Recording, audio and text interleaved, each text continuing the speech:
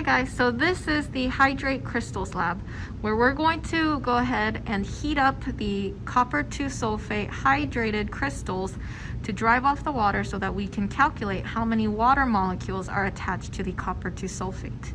For this lab, you will need a test tube, copper 2 sulfate, the scale, a striker to match the Bunsen burner.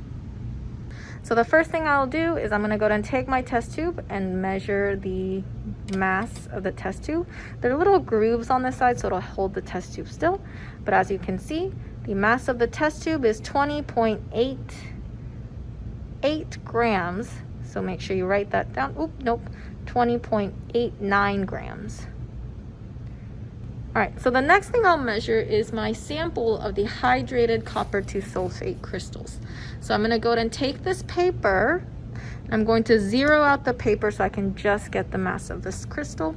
So I'll go ahead and carefully open my container of my copper 2 sulfate hydrated crystals. Now I'm looking to get about 2.5 to 3 grams worth of the crystals. So I'll gently, carefully place about 2.5 to 3. Okay, that's perfect. 2.97 grams, nope, 2.98 grams of the crystals is what I'll start with.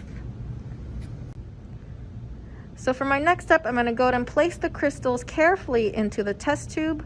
I'm going to go ahead and turn off the camera for now because I'll need 2 hands to place it inside. So I've gone ahead and carefully transported the crystals into the test tube. And the next thing I'll do is I'll actually grab the test tube slightly and shake it gently to get an even horizontal layer of the crystals. It's not super necessary, but I think it just helps heat things faster and more evenly so that we can get the water molecules out faster.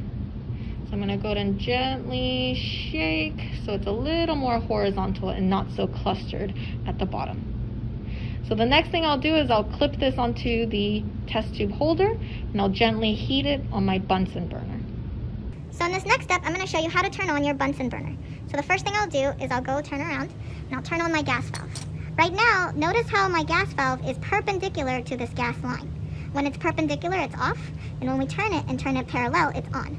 So I'm going to go ahead and turn it on, off, on, off.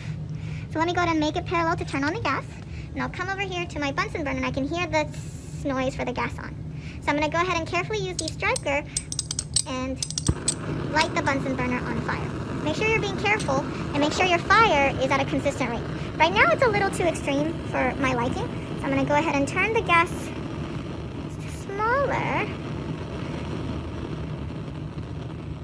by twisting the knob. So for me, that seems like a much more manageable flame than before.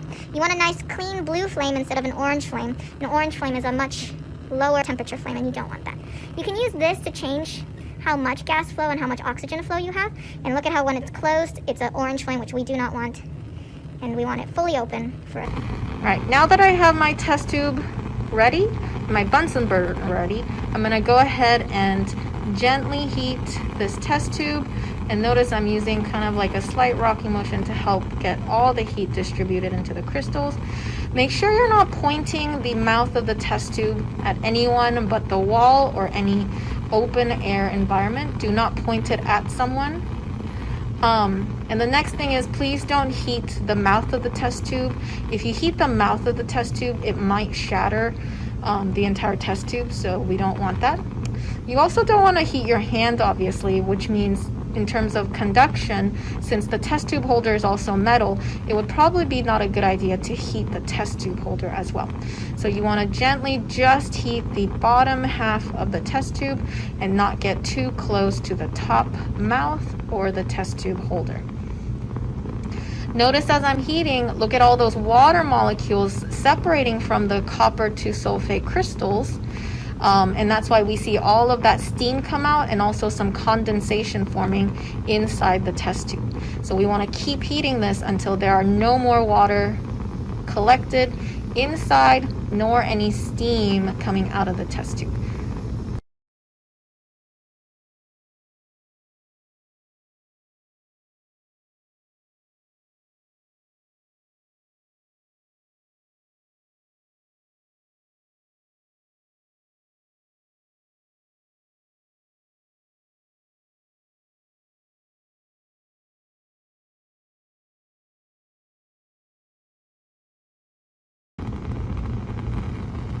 All right, I think this is good enough because as you can see, the copper 2 sulfate hydrated crystals, once all the water has been driven off, has turned into kind of a yellowish grayish solid. It lost all its pretty blue color. I know there's still some water collected at the top, but I think the residual heat left on the test tube will dry that off. So I'm gonna go ahead, and before I do anything with this super hot test tube, I'm gonna go ahead and leave it in the test tube holder until it's cool enough to handle, and then I'll weigh the sample.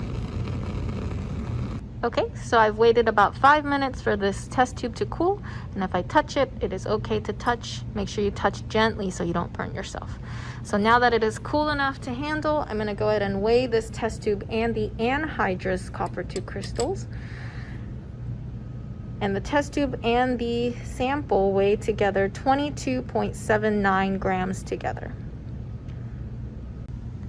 So for those of you that think this is just burned, this isn't really burned, I've just driven off the water molecules. So just to show you what happens when we introduce water back to this anhydrous crystals, remember how the original crystals were a very nice, pretty pale blue color, and now this is a gross gray color. I want to show you that if we were to introduce water back into